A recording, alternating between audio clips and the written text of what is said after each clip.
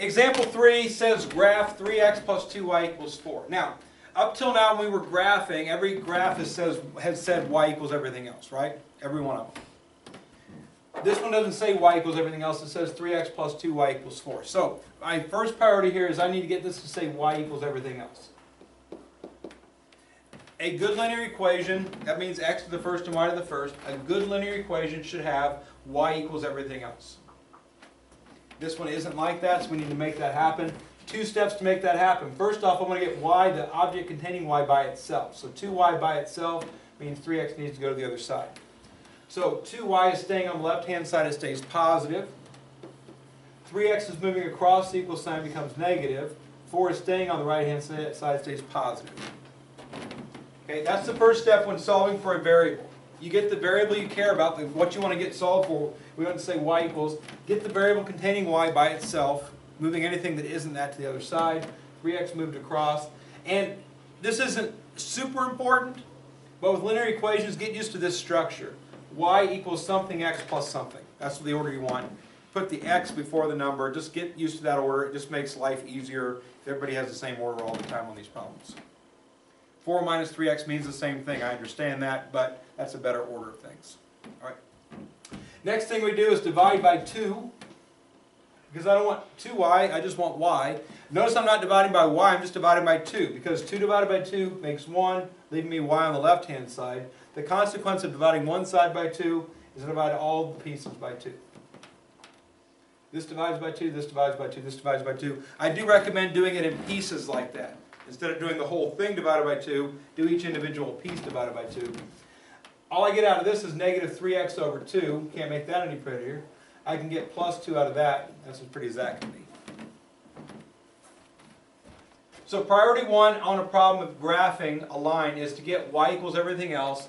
And again, it's a pretty straightforward process that some of you are complicating beyond belief. I don't know if you weren't listening when I taught it the first time or whatever, but when it says solve for y, you get y by itself and divide by whatever's in front of it. That's all it is. 2 steps, pretty straightforward. Once I get to y equals, now I got to graph, and I'm going to pick values of x that are going to be meaningful and useful. Since I have a fraction involving x, picking numbers that divide evenly by 2 will make the problem easier. 2, 4, and 6. Let's go with 2, 4, and 0. 1, 2, 3, 4, 5, 6 doesn't fit on my graph paper. Okay. So we'll pick 2, 4, and 0. All 3 of those numbers divide evenly by 2, so it'll make it work easily. And let me just make sure we all understand where these things are coming from, because again, graphing isn't super difficult, but it can cause some issues for people. Let's see. Let's go red and let's go purple. Or let's go green. All right. So x equals 2. This list of numbers is numbers we get to invent ourselves. I can pick any number I want to, but again, if I pick numbers divided by 2, since there's a fraction, the problem makes it easier. All right? All this means is x has been replaced with the number 2. And I want to figure out what y equals. So the equation tells me what y equals. The x is what I chose it to be. And I got to find out what y goes with each x. So when I put x equals 2 in, those 2's cancel, right? Yeah. Negative 3 plus 2 is negative 1. So I put 2 in, I got negative 1 out. If I try x equals 4, I want to know what y equals. So y equals negative 3 times 4 over 2 plus 2. Again, I picked 4 on purpose because 4 divides by 2. It allows me to reduce. Negative 6 plus 2 equals negative 4.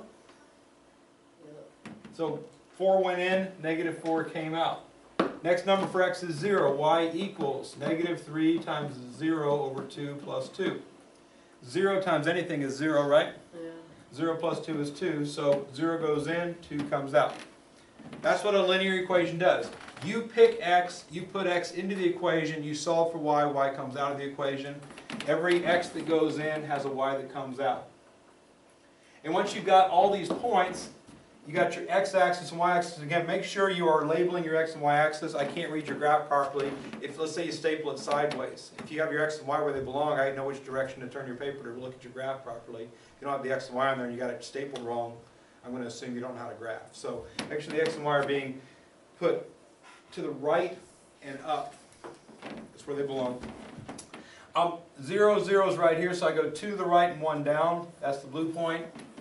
I go 1, 2, 3, 4 to the right, 1, 2, 3, 4 down. That's the red point.